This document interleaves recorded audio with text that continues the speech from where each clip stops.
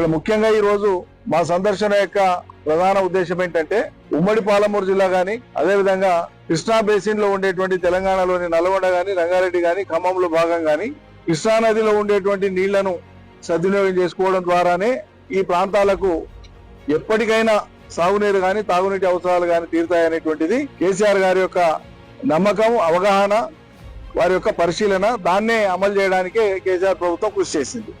కల్వకుర్తి ఎత్తిపోతల పథకాన్ని శ్రీశైలం యొక్క అట్టడుగు భాగాన 802 అడుగుల లోతులో పెట్టినాం. శ్రీశైలం డెడ్ స్టోరేజ్ వరకు, బురద తేలే వరకు ఉండేటువంటి నీళ్లను తీసుకునే అవకాశము కల్వకుర్తి పంపులకు ఉంది. కాబట్టి 240 రోజులైనా నీళ్లు కొడతా ఉంటాయి, ఇంకో 40-50 రోజులైనా కొడతానే ఉంటాయి. డెడ్ స్టోరేజ్ మినహాయించి మిగతా మన మంచినీటి అవసరాలు మినహాయించి మిగతా మొత్తం తీసుకోవచ్చు.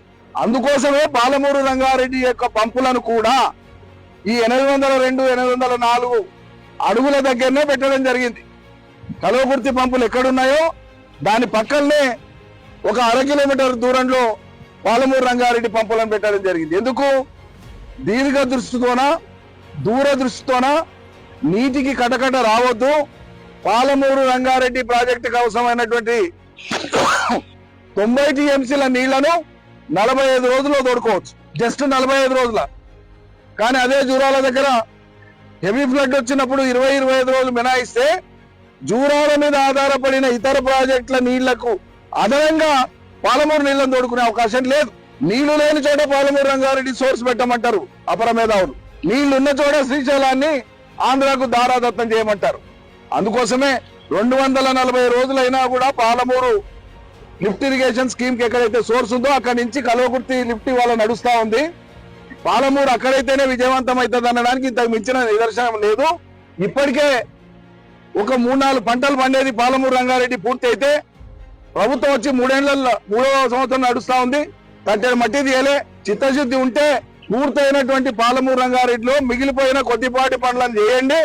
కనీసం రేపు వచ్చే వర్షాకాలానికైనా ఆ రిజర్వాయర్లు అన్ని నార్లాపూర్ గాని, ఏదల గాని, వట్టెం గాని, కర్వెన గాని, ఉద్దండాపూర్ గాని వచ్చే వానాకాలంలోనైనా నింపడానికి మిగిలిపోయిన పనులన్నీ ట్యాకిల్ చేయవలసిందిగా తక్షణమే మేము డిమాండ్ చేస్తా ఉన్నాం.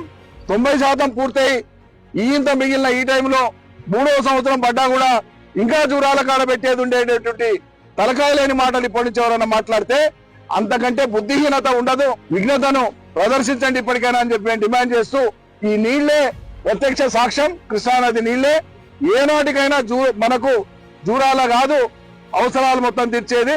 ఏనాటికైనా శ్రీశైలం జలాశయమే. దీన్ని దృష్టిలో పెట్టుకోవాలి రైతాంగం అందరూ కూడా. అందుకోసమే కేసీఆర్ యొక్క ఆయన గొప్పతనం అదే.